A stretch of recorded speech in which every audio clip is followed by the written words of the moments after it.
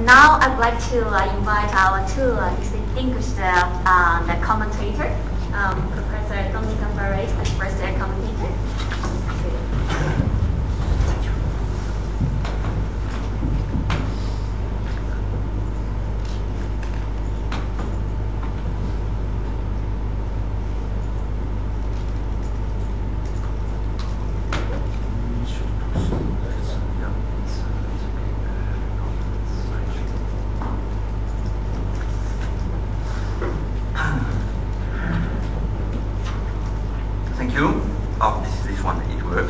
Good afternoon. Thanks for the invitation. It's always a pleasure to come and to comment extremely interesting presentation on very hot policy topics. So I'm Dominique Forêt. I'm coming from Lausanne. You know Lausanne, this is the small fishery village on the side of the lake, a bit far east from here. I always say that when I'm in Geneva, because Geneva people are really thinking that we are this kind of small village, but we are also a city with a big campus. So and my university is the École Polytechnique Fédérale, where I have the chair of economics of innovation. I will be quite short, because I think it's important then to give the audience the opportunities to discuss and exchange with Dr. Zhang Qin. This was a very interesting speech, a lot of different levels of abstraction, a lot of conceptual issues. I will try to be less conceptual and in a sense more practical, to explain a little bit what we are thinking as we are really discussing these issues of China, intellectual property rights, etc., etc. And the first thing I'd like to say is that Dr. Zhang Qin is absolutely right. National IP strategies needs to fit the development level of the country. It's really something which is very important. I can put that for you. It's like this. And I think it is very important to, in a sense, before designing an IP strategy, to think a little bit where are the payoffs from innovation, technology, research, etc. So is it in creating radically new products, new to the world, which is a strategy which relies on high productivity, R&D activities, top scientists, clusters of high-tech firms, or is it the payoffs are in recreating, investing in just enough knowledge to exploit the rest of world's discovery, developing, for example, capacities in reverse engineering, which are capacities which are fundamentally directed to discovery and innovation, and which, by the way, are a perfectly competitively healthy way for second comers to get access to the know-how embedded in innovators' products. And I think that in the pre-TRIPS history, so before TRIPS came into the front, there is plenty of examples of countries having devised, perhaps not explicitly, but having devised a national IP strategy to support a certain growth strategy. And we are here in a country which exactly did that. This is a very good case in point. And I think we mentioned this example already a few times, but Switzerland excluded from patentability all inventions in the chemical fields, so to allow the Basel companies, you know, the future Novartis, Roche, etc., to imitate German firms. And then Switzerland issued a patent law when Swiss companies became technological leaders. So we see how it's possible to devise an IP strategy according to growth strategy. Now we are in the TRIPS era, so what Switzerland did is certainly no longer possible, but there are still space for adjusting institutions to the growth strategy. What is called flexibilities in TRIPS, involving mechanisms ranging from the possibility to exclude certain subject matters from patentability, to providing a strong legal basis for reverse engineering activity, etc., etc. So the question is really still, what are the capacities in my country I want to support with my institutions? And there are some margin for institutional design, and this is very key. And so again, I agree with the speaker, the main speaker, which say that there is a strong need to strong need to understand what's going on in the country, the domestic situation, the international environment. And so the big question is about China. Where is China? And as I told you just before the conference, I mean, it is just an obsession for policymakers, economists. I'm an economist of kind of OECD countries in Europe or in the US to really try to figure out, but where is China? And it is a very difficult question. At what stage of development? What are the main drivers today for productivity growth in China, and what will be the main drivers within the next 10 years?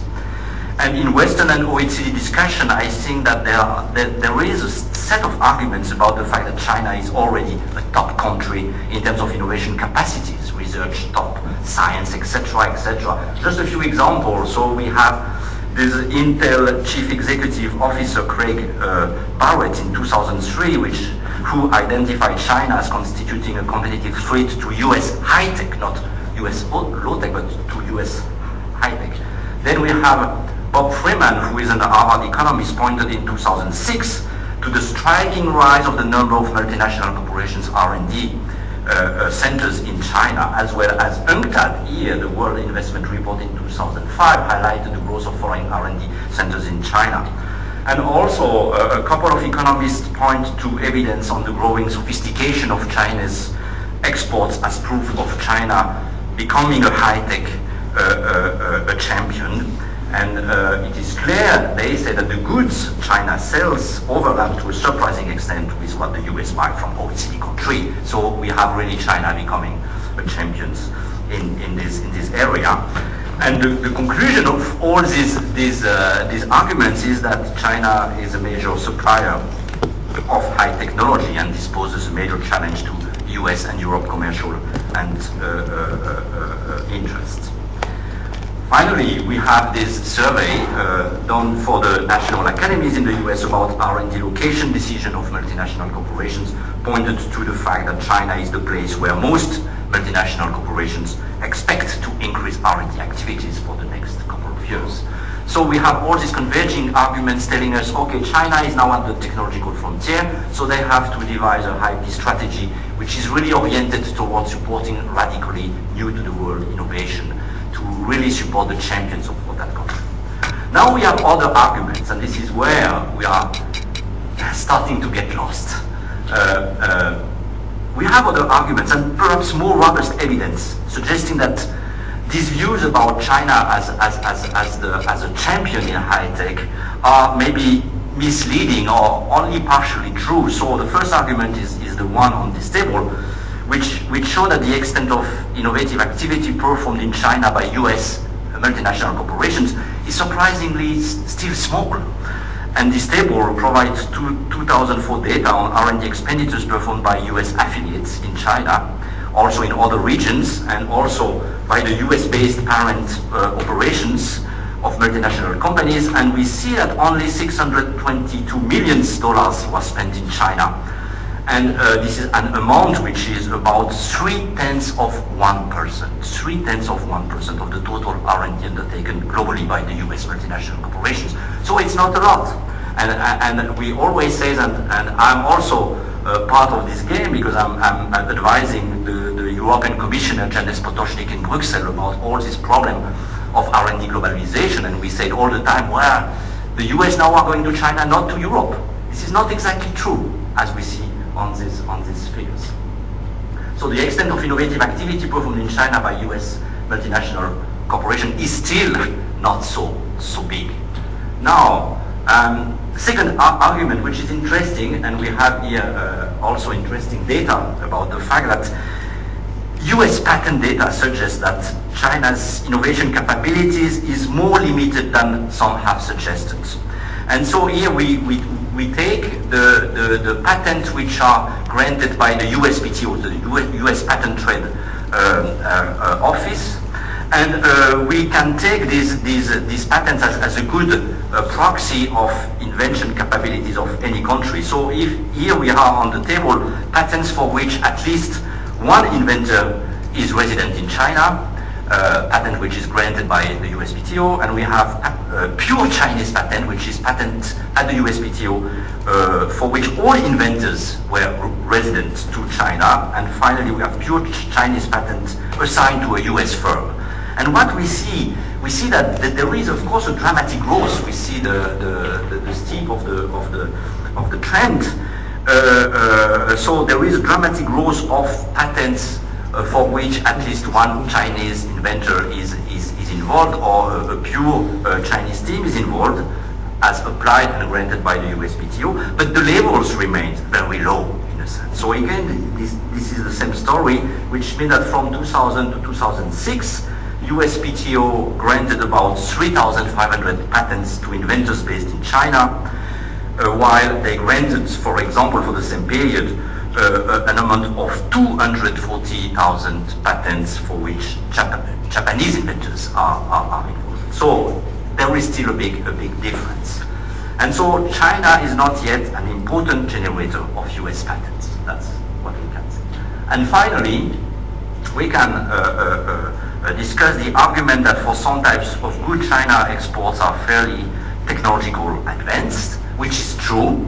But this is because China imports most of the high value added parts and components that go into these goods. And on the figure we see, in a sense, that the level of China's export and imports in information technology products and the domestic value added component of the value of exported ICT products is growing, but remains quite low. This is the gap between the two curves.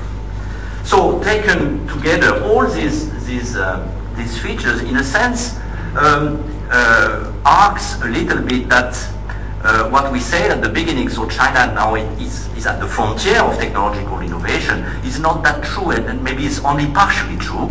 Levels of R&D conducted in China, amount of patenting associated with innovative based in China, low China's value added in high-tech Chinese exportation, so that suggests that China is not yet becoming a technological superpower that will be home to a large share of US multinational corporation innovative activities.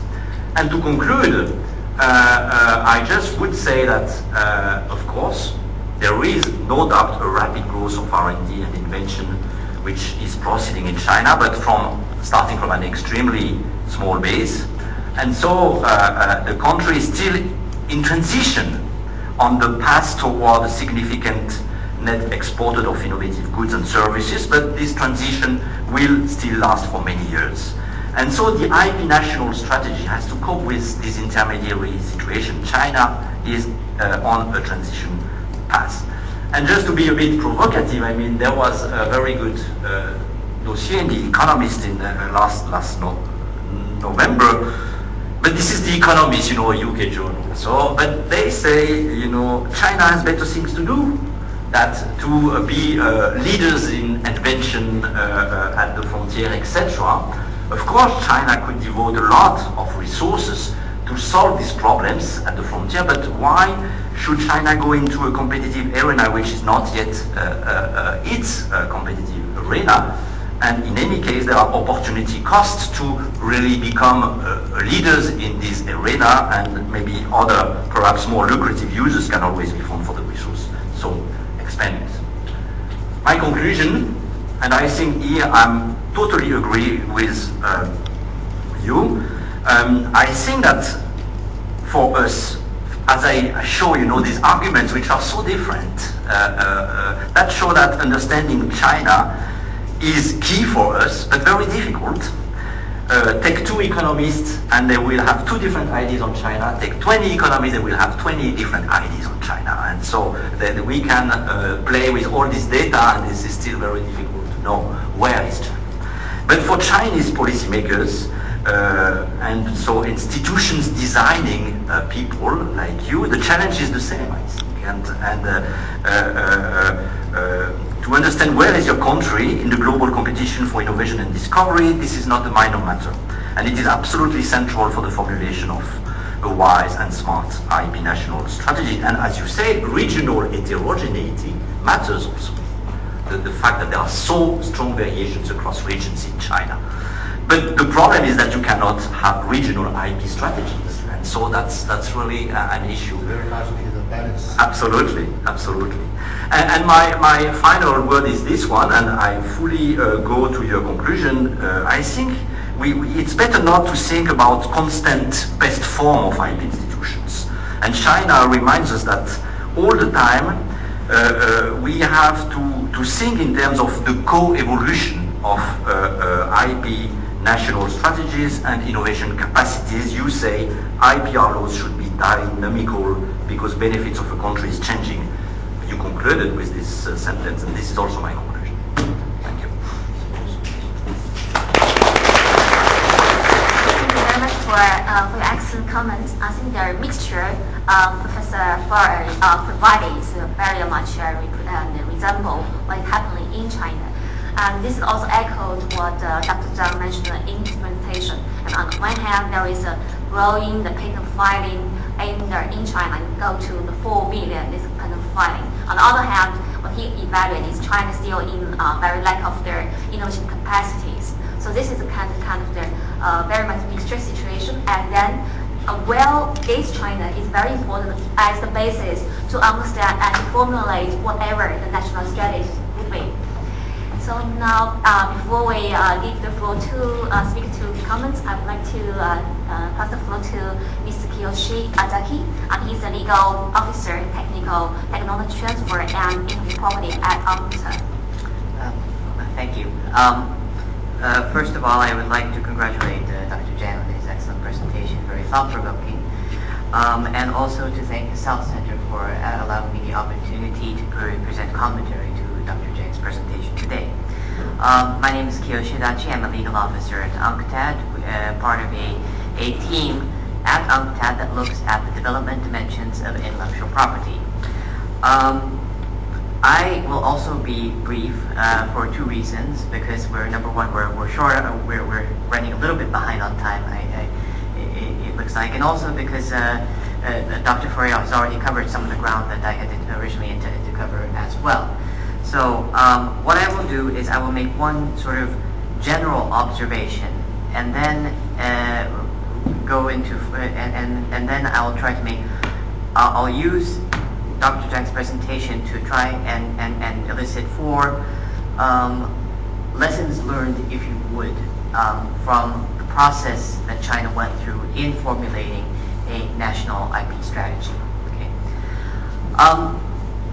We here at UNCTAD, at least in our team, follow what is happening with intellectual property rights, particularly as they relate to developing countries.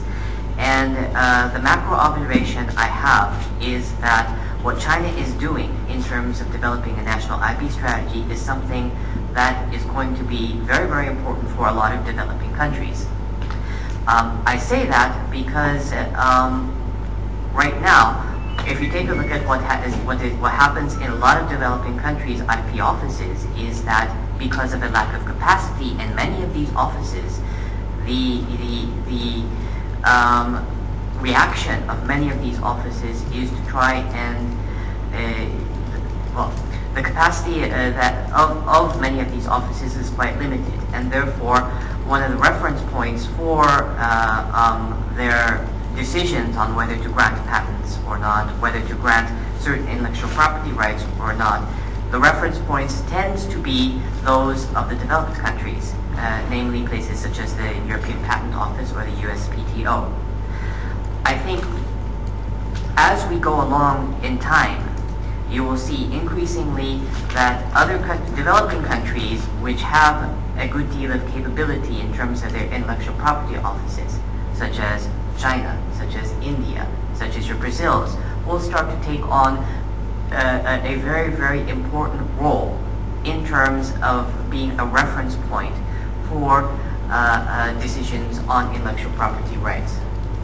And so I think you will find, as a macro observation, that a lot of developing countries will very much look to China and what it is doing in terms of its intellectual property, in terms of what you have in your strategy, in terms of how you approach intellectual property rights with a great deal of interest. And so we, of course, here at UNCTAD also look very much to the official announcement of the intellectual property strategy. I know you're not going to go into the specific details of that because it has not been announced.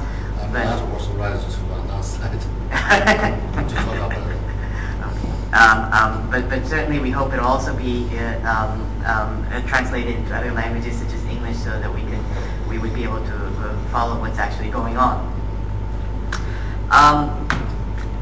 With that, and of course, as you're well aware, countries such as India have consciously formulated an intellectual property strategy based upon what they want to do with their industry. They have made their patentability criteria a very strict one, and that was a conscious decision because they wanted to reward what they viewed as quote unquote real innovation, to avoid the types of patent thickets, if you would, that some countries are experiencing at the current time. So we certainly look forward to how China approaches this problem, and certainly I think so do a lot of developing countries as well. Now, going into your presentation, I would like to try and pick out maybe just 4 points because of the time limitations.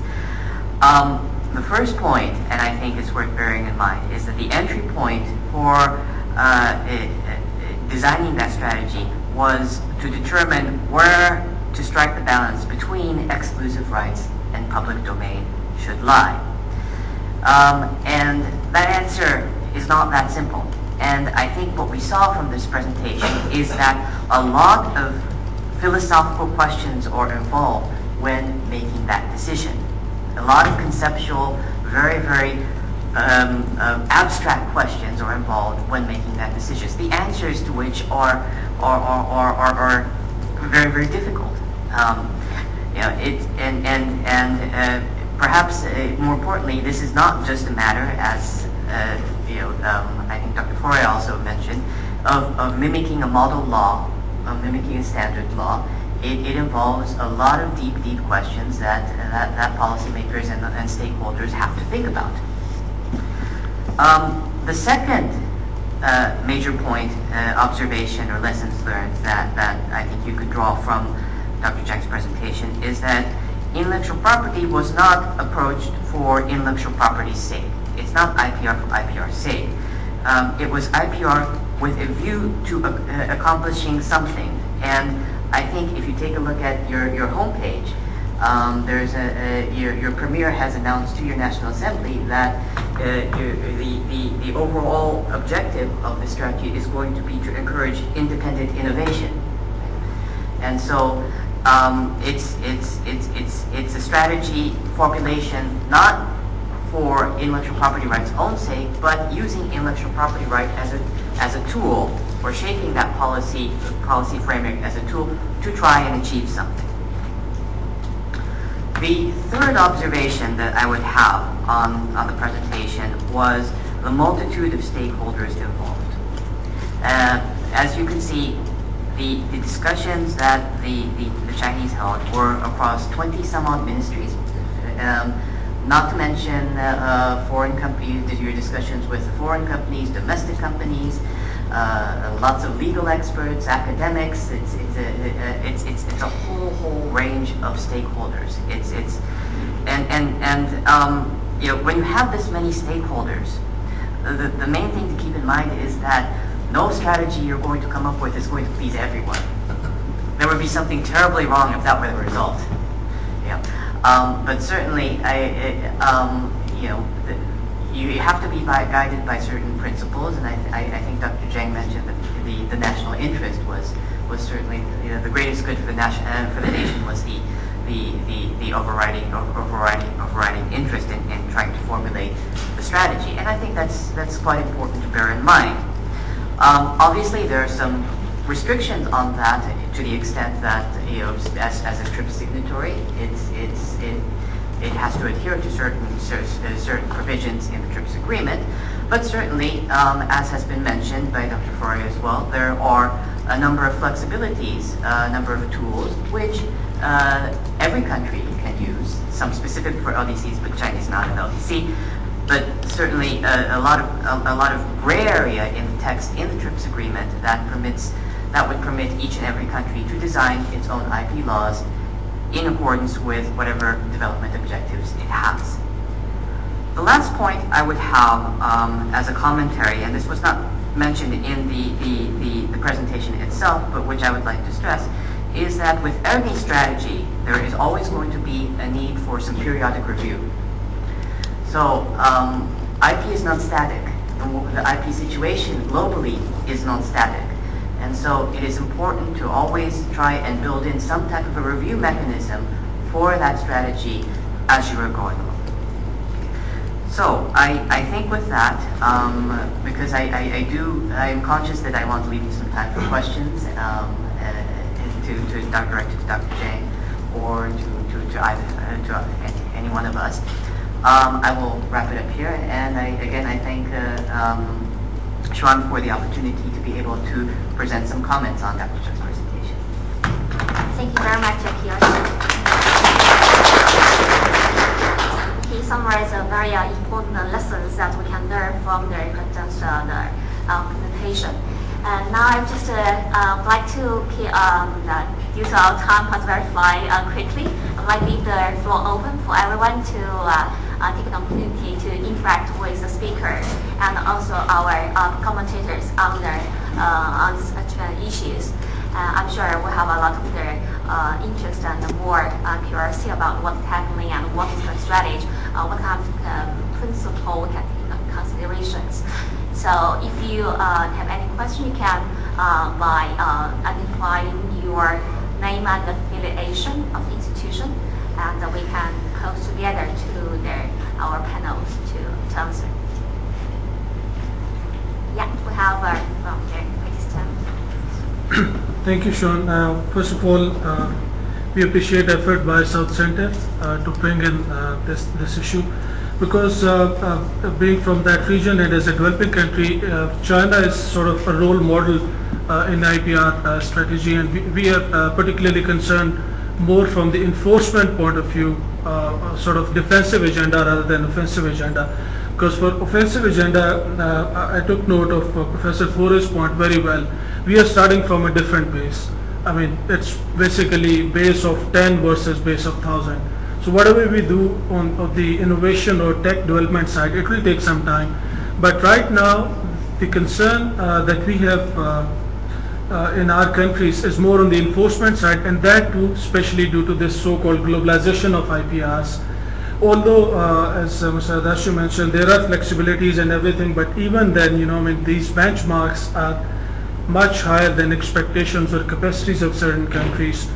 And I mean, especially in my country, sorry, I'm Ahmed Mukhtar from Mission of Pakistan to the WTO. In my country, when we started this IPR, I mean, institutional, basically change of institutions, because now we have one office combining all three major IP offices and all that.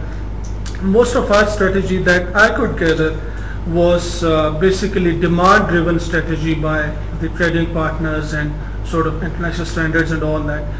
The thing that is missing in our issues or in our countries is, of course, we know that we need to protect or we need to give some rights for domestic intellectual creations as well. But it's more basically from the other side that is happening right now. But and of course, I would agree with all presentations and ideas that it's basically lack of IP culture in our countries that we feel is the most significant thing. And in IP culture, it's not basically the user or consumers and all that, it's basically the producers as well who are lacking this sort of, if I can say, awareness or potential benefits of IPRs. But sorry for that wrong comment. I was confused about one point that Dr. Zhang mentioned. It's basically sort of, if I could understand that, a sort of separation of mental or intellectual versus private property rights. I could not understand. I mean, if you can please explain, do you want to put those two on separate counts, that private property rights are of course protected by law and it has been going on and all that, but I thought that you meant that these mental rights or intellectual rights are in a way lesser in legal capability or legal enforcement than the private property rights, and you wanted to protect more the private property rights and lesser the intellectual creations and all that. Was that the message, or I understood it wrong? Thank you. If I understand your question is about in the Chinese IPR strategy, will we protect in the enforcement? Will we go further to protect it or less? Is that a question that you want to? Yes, that is also partly true. But in one of your slides, you mentioned the comparison of private property rights versus pure intellectual property rights. And of course, I mean, in Chinese context, especially, that what exactly is your priority versus these two things? I'm not quite sure that I understand your question. But I would like to explain a little more about why we put enforcement, short of enforcement of IP protection is a big problem in China.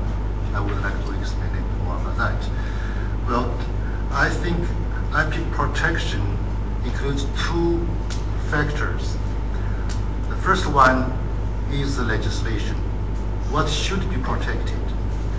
We should understand deeply about the benefit, where we are and what is our benefit. Then we can design our law, our institution to fit our need. That's one factor of the protection means. Another is the enforcement. The law is there. If we assume that this law fits our demand, then we are looking at, is that effectively implemented? What I mean is that in China, we do have another problem in the enforcement to implement the law, but not the law itself.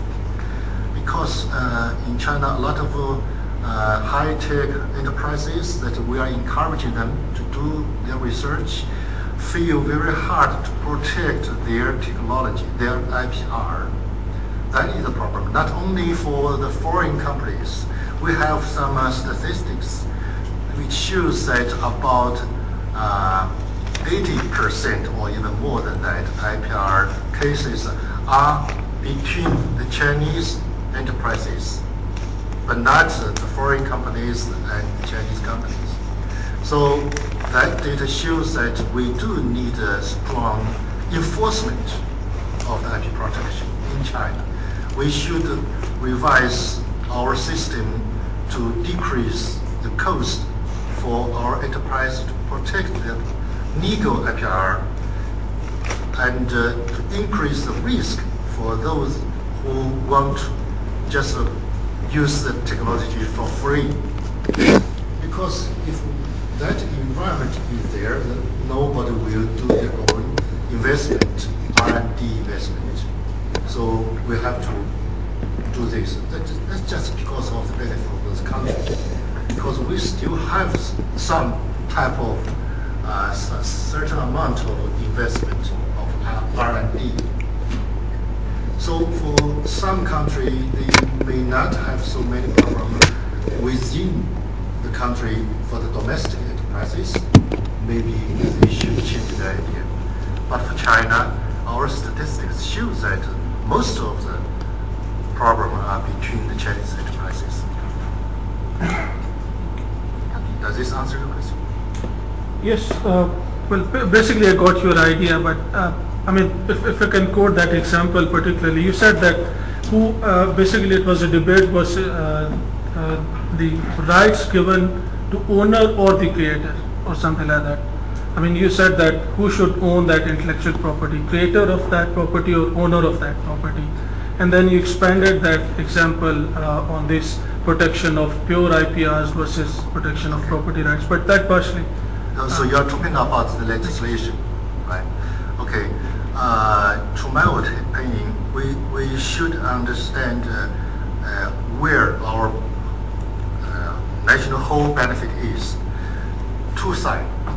The first is that we want to encourage our domestic R&D, so we need to protect their intellectual property right, as Switzerland does some years ago, just protected their own MPR, but not foreigners. But nowadays, since globalization, we lose this opportunity. Okay, so of course we will also get something because a lot of made in China are sold in the road, so that's what we get. So we need to encourage our own R&D. That's one point. Another point is that we also need the importation, attraction of the foreign countries' technology, or even culture, or even just brand. Sometimes, as I know, we have a vehicle manufacturer. They want to export their vehicle to the United States, but the United States consumers refuse to use Chinese trademark vehicle. So we have an agreement with the US company to use their trademark to sell our vehicle at the first stage. After that, maybe in a few period of time, they know this type of US trademark vehicle is very good, then we will use our own trademark. So that is also a kind of strategy that we can use. So basically, if it is useful for us, we will use that, no matter it is foreign or domestic. So I think that is the key point, that you have to know where your benefit is. So in China, I think that we need to have a balance to encourage our self R&D and also to introduce the foreign technologies, etc. May I follow the question? You mentioned, emphasized to maximize the national, the whole benefit many times. But I'd like to know a little more, in your view, what kind of methodology you would apply to measure the national benefit, and kind of what parameters you use? Well, that is a very hard question. We have to do a lot of hard work to find the data, to talk about with our enterprises, leaders, managers, and of course to do some prediction for the future, to know where our whole benefit is. It is very hard. I would like to say a little bit more words about why I explain so much on the conceptual side. Because when we are formulating our strategy, we are facing a big problem that most of our people think that IPR is a natural right. It's like a human right that you have to protect as strong as possible.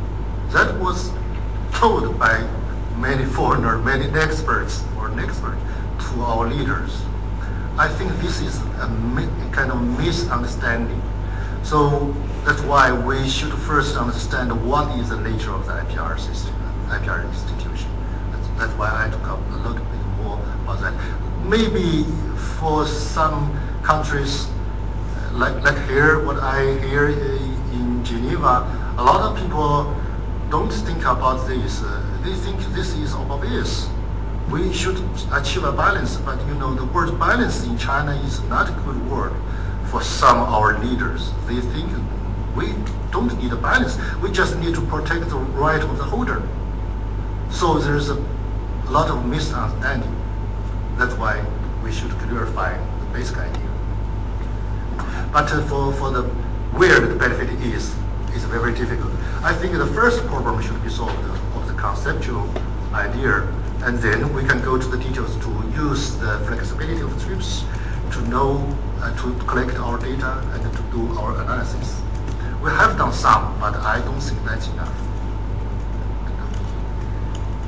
If I may just abuse the right of the chair, I want to follow one question more. Is that you mentioned there is kind of misunderstanding among the most of Chinese what is proper concept of the development there. If I may ask, I understand, I learned that there are more than 100 experts in China involved in this process so far. So if you could make rough estimate, what is the percentage of among this key experts understand their development concept? Well, I think more than 90% of Chinese experts or officials think that this is a kind of a human right, should be protected anyway. That's the case in China. Thank you very much. Okay, I see there is the question from Ahmed. Yes. Thank you. My name is Ahmed Abdelatif from ICSD. Thank you very much for a very interesting presentation and the comments. And I'm personally very impressed by the richness and the diversity of the thinking behind such a comprehensive and work. You know, a bit my concern about national IP strategies in general, that some countries are embarking on doing national IP strategies without having national strategies on scientific research, for example, or industrial development, and so it seems that so I'm asking, does China have national strategies also in these areas? Because from my understanding, that as IP is cross-sectoral, it should be at the service of these other strategies, of what is China's strategies on scientific research, on industrial development. And I think that is very important for countries to understand that their IP strategies should be supportive of their development strategy in general in regards to technology, industrial development, scientific research, and it's not the case in China, I know but it's not something that they do first and then see how then they adapt it to the rest. I mean, that's kind of my preoccupation. Thank you. Yes. Okay. Yes. There's a lot of people in China think the way your ways. These things that IPR strategy is kind of a service to help the other strategy. But in my opinion, I think the IPR strategy is very basic. It is not only a kind of protection for the self-innovation strategy. Of course, that is very important in our IPR strategy. But also the attraction to the other foreign technologies, not only self-innovation. So IPR system or IPR institution is not only encouragement to our independent innovation. So it cannot be just a service to our innovation strategy. You understand this? Because it's two sides. Actually, why China decided to have IPR, say, patent institution, patent law in China? Mainly because China wants, back to about 30 years ago, they want to open to the world to attract the foreign technology management investment into China to help our growth of economy. That is the main point at that time.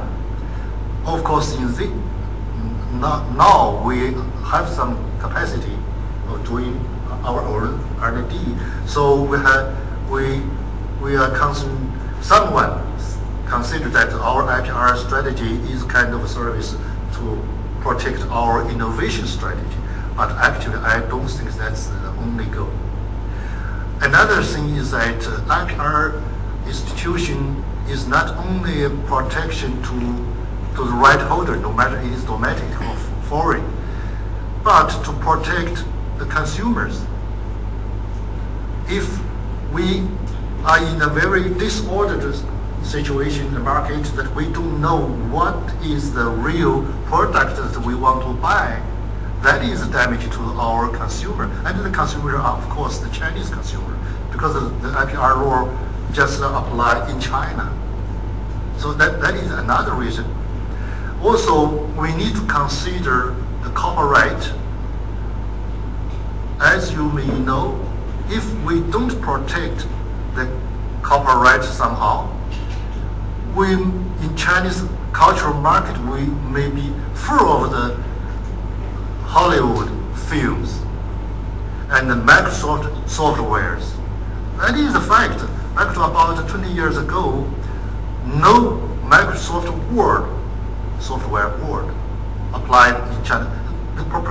The market share for the Microsoft is very, very low. We have another Chinese software named as WPS. Its market share at that time is about 95%. But because of the free copy of the Microsoft Word, then our WPS disappear. Of course, nowadays they recover somehow, but they don't have such a huge amount of market share. So that's kind of how you protect your national industry. Not protect the copyright may not be the best way somehow. So you have to study your situation. So in China, we think we have the capability to design our own software, to make our own film movies, then we should have such a protection. Otherwise, I don't think that we need to have such a protection. Does this answer your question? So I think that's the basic institution instead of a service to other strategies. I think this is also answer the question what I raised earlier. Is to understand where we are and what is strength of our indigenous industries, our own industries development, and then on this basis, it will be able to allow the national policymaker to properly formulate such a strategy. And over time, depending on the level of development, it will evolve. So such a national strategy should be flexible and to adapt to that situation, like you mentioned that one, to revise and depending on the situation, never dependent. That's right. So there is a question from the Shanghai. Shanghai from ICTST. Thank you for all the panelists. I have a question, just curious about the DVD case. DVD case? Okay. DVD case, $30 and $18 for royalty fee and $1 for profit. Yeah. It's a very famous case. But the questions to all panelists is, what is the solution? Because for me, it seems IP is not the right, it's not a scapegoat. Because three solutions in my mind. One is to raise price, maybe $40, so you can get the $11 profits. So if we choose this solution, it's nothing about because we shall not blame IP. Second one, if Chinese own the patent itself, right? So he can got the patent. He shall not pay for this. But the question is, if he owns its own patent, will Chinese producers price that as $30 or maybe $12? It just cut down price. So I think my question is, why blame IP? Because producers can raise your price $10 extra, or just if you do not pay royalties, maybe price is $12, so you still have a $1. Okay. Thanks. Okay. Well, for the DVD case, the real situation is that we have a global market share about 70% for a long time, 7 years, 10 years, etc. Because it does need such a long time to reach such a big market share. For such a long time, nobody tell Chinese enterprises that you are infringing my patents. So the three key components are bought from foreign countries. The Chinese enterprises don't know that if we assemble those components together, still infringe another patent.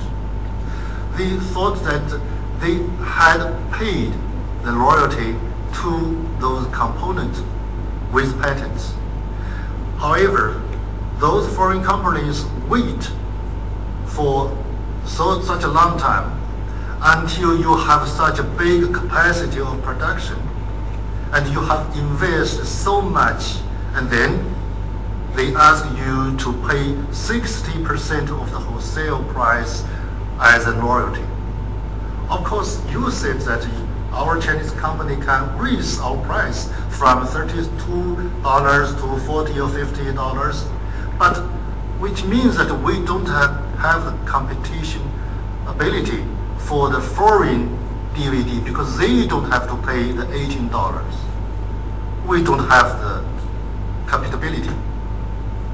That's why we cannot raise our price to, you have to pay $18, but they don't have to. So this is a problem.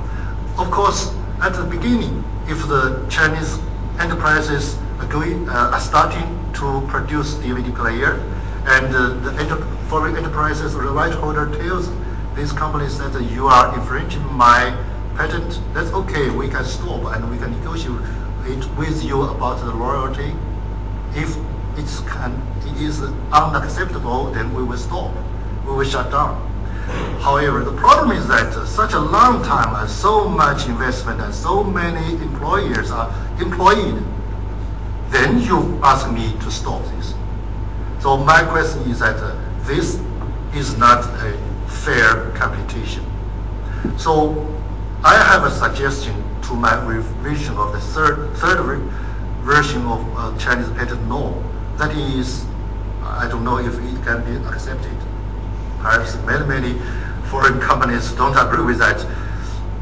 If evidence shows that the right holder knows this company is doing something infringement without doing anything unreasonably, then this right holder will give up his right instead of just ask the damage compensation. For now, as a civil law, there is a period of time to claim the damage. But the problem is not the damage.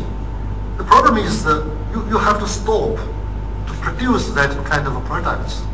Otherwise, you have to pay such amount. But the problem is that you have invested so much. So I think this is unfair. I talked this with the Associate Minister of the U.S. Office of Justice, Assistant Officer, who is in charge of unfair competition. But he just told me that, well, it's very good. 60% is a big encouragement for the innovation. So he didn't answer my question. Such a long time you don't do anything. I thought it is okay. Then you give up the damage, the compensation of the damage, but you still ask me to pay from now on for such a big amount. That is the problem. Does this answer your question? I think it's a brilliant idea to introduce such a kind of legislation or regime to kind of counter risk kind of the anti-competition impact. And I hope this your suggestion will be accepted among our more wide constituencies in China. Let's hope. Okay, we have a question from there. Sorry, Shanda, sorry for interrupting you, but this thing basically is a problem, as you know, in most of countries, especially in pharmaceuticals. Now there's one carve out for compulsory licensing, that's one thing. But if you apply to pure commercial things, I mean, not all of the pharmaceutical or drugs or these type of things comes under the compulsory licensing because you have conditions. But the basic question about the fairness is, okay, I mean, I guess the problem lies in definition of IPRs. When you give someone a full-fledged or exclusive right, then the right holder has particularly all the rights to charge it, whether 1000% or 2000% or whatever. So I think the only solution is either you change that definition, which is sort of quasi-impossible, or you have to live with this thing. I think the inbuilt mechanism of minimum protection periods, let's say 20% for patents and all that, is an automatic or implicit check on this thing. I mean, in this case, what you can do is that wait for 20 years and then do something else. And then I guess in real world, the issue of demand and supply or pure economic principle also could determine how much would you charge, because if I think all of the Chinese producers stop producing these DVDs, I can assure you they'll bring down their royalty, because then they will not get anything. So it's basically, I think there are certain systems which, inbuilt systems which are taking care of this thing. Thank you. If I could just jump in with a quick comment here. One of the ways I think that many of the developed countries deal with that is to use competition law as a way to check abuse of intellectual property rights. Now, of course, the problem with a lot of the developing countries is that their competition institutions aren't well, the capacity in a lot of the competition institutions isn't always as advanced as those of the developed countries, and neither is the legislation or the policies. But that's certainly one means which I think the analogy was brought up earlier of the two wheels, saying, you have the explicit right, and then you need something to check the abuse. But certainly that's one area I think where one could possibly check the abuse of certain intellectual property rights.